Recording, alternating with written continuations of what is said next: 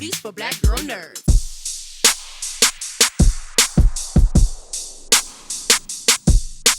Black Girl Nerds. Black Girl What's Nerds. happening? We're definitely fans of you, so Oh, we're that's so nice. happy to be here. Oh, thank you. I'm fans of you too. It's nice to be talking to you.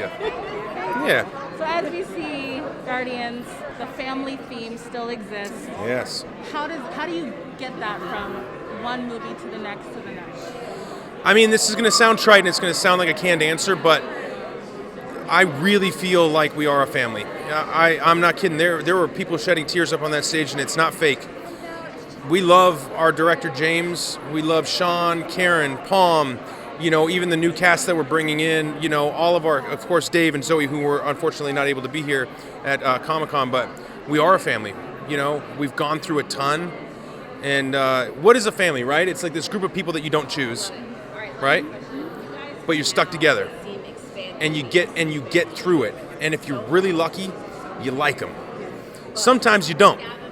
I've been part of jobs where I don't like everybody.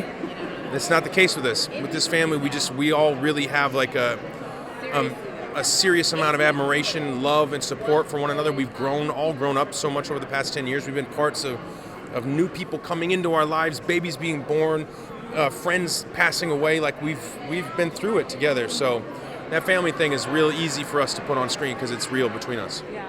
And so as you go through these movies, as you go through Marvel, as you're in other films, not just Guardians, how do you bring new aspects to your character? Maybe little nuances we've seen and maybe you expand on? Well, I think the way you bring something new to a character is you honor the growth and you honor the change of those characters. You never want to repeat a beat. If a character's learned a lesson, they've learned a lesson. And if you're going back to learning the same lessons over again because it worked in the last movie, then I think that's pretty lazy storytelling. We really try to avoid that. So I think the way you keep it fresh and new is that you understand that everybody changes. Everybody gets a little new and gets a little fresh as they age. You learn new things. You suffer differently. You process things differently. So just respecting the growth of the character, having a good inventory of what they've been through and working with it. Thank you so much. You're welcome. Nice to see you.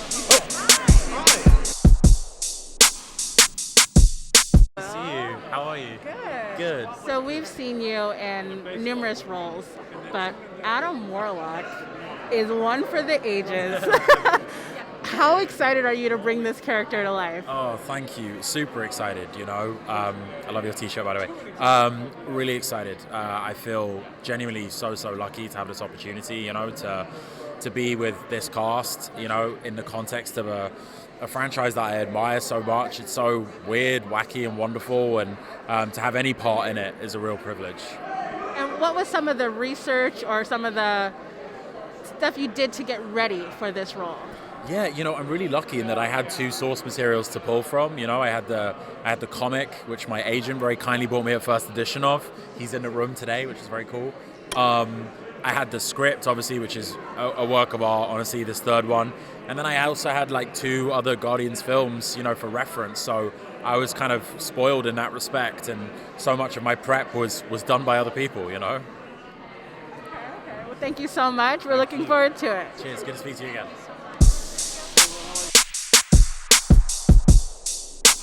Nerds, we're excited to have you.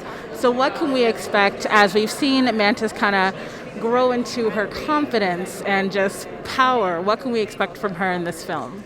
So you can expect more weirdness and more quirkiness. Is it a word? I think so. But also more strength and more power and more action, And last question, what does representation mean to you? And like being in a film like Guardians, being part of Marvel Universe and fandom, and having people see you on screen, and just what does that feel to you?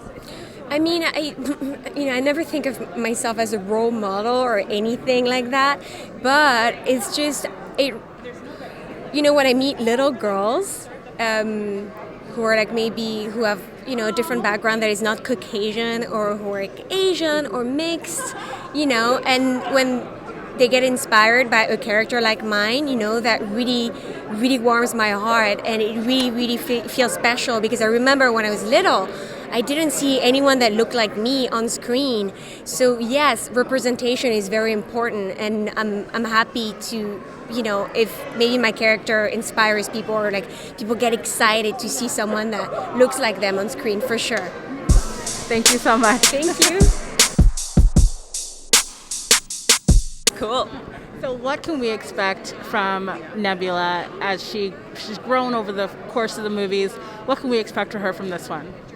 Nebula's going to be a little bit different this time around. She has had a very cathartic experience with Thanos been eliminated from her life, and he was the source of a lot of her pain and anger. And so now that he's gone, I think she can start to rebuild herself a little bit with her new family, who actually show her love in the way that he never did. And so she's starting to become the person that maybe she should have been, a little bit, with still remnants of the previous version of her, because it wouldn't just completely disappear. But she's starting to be a little funnier, dare I say. Or I find it funnier. I don't know if anybody else will, but I was laughing. I love it. Thank you so much. Thank you. I love your stuff. Oh, thank you so much. So as you enter the Guardian of the Galaxy Volume 3 Marvel world, what can you tell us about High Revolutionary and just your experience being black man in this realm, in this world?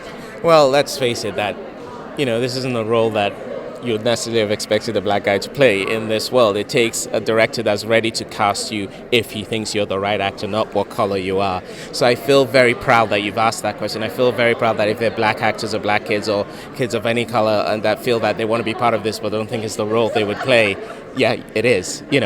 I've put you just put your head, my whole career has been about never playing the obvious. I've tried to do that. I'm more excited when I get a role that I know that traditionally a white guy would play than one that a black, because I know I can do that.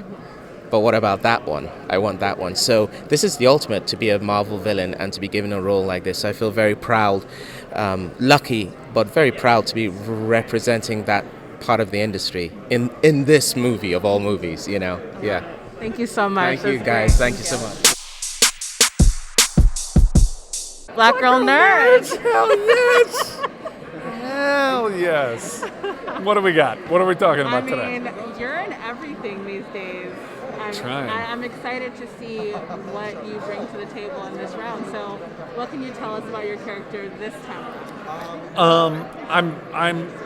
I'm more excited to share Guardians 3 than I am for anything I've ever worked on. I think it's really magnificent, and I feel very strongly that we made something really good.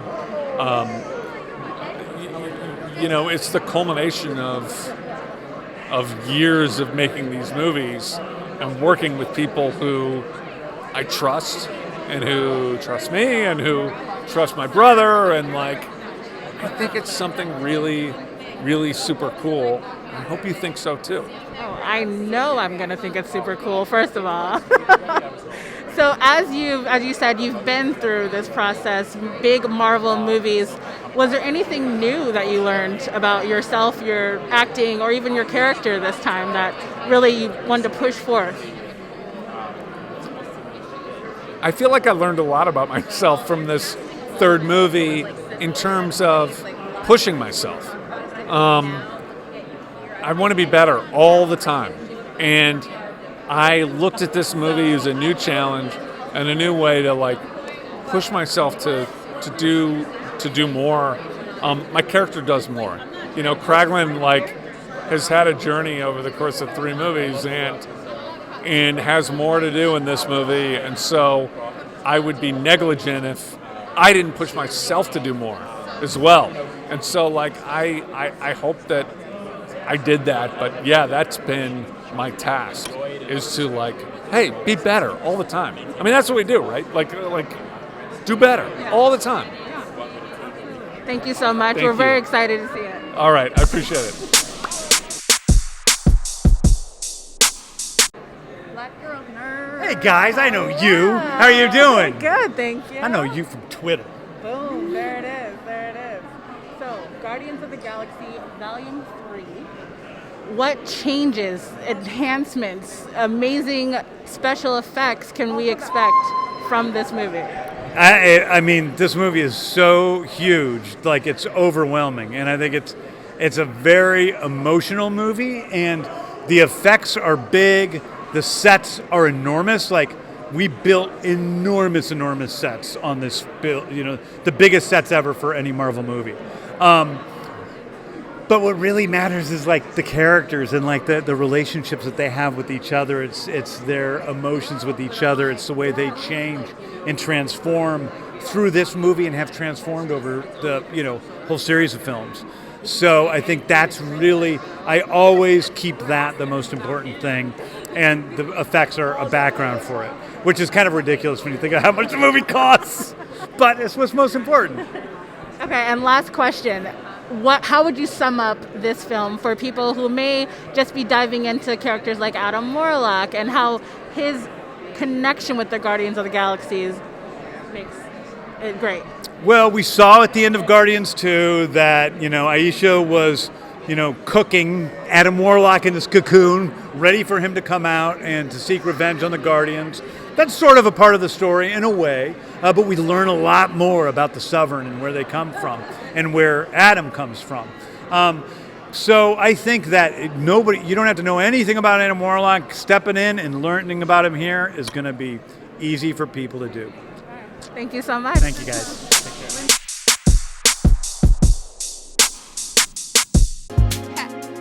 Better shake your booties for black girl nerves.